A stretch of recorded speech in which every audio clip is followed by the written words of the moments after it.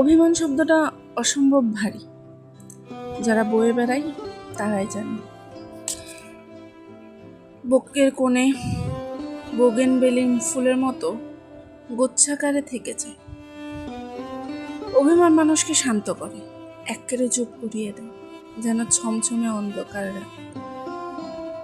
সদ্য অভিমানী মানুষটা আপনার চোখে চোখ রাখবেই না, মুখ ফুটে বলবে না তার কতটা খারাপ লাগছে, বরং চাইবে আপনি তার গভীরতায় ডুব দিন।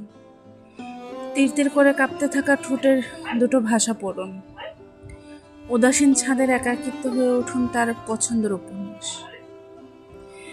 কেউ অভিমানের আপনার থেকে দূরে চলে গেলে বুঝবেন তার থেকে অত কাছে কেউ কোনোদিন আসেনি আপনার।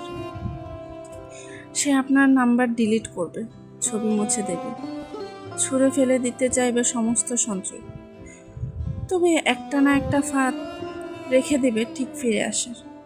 দোয়েল পাখি যেভাবে ঘর ফিরে আসতে চায় সন্ধ্যায় আকাশের স্রোত বেয়ে, ঠিক তেমন।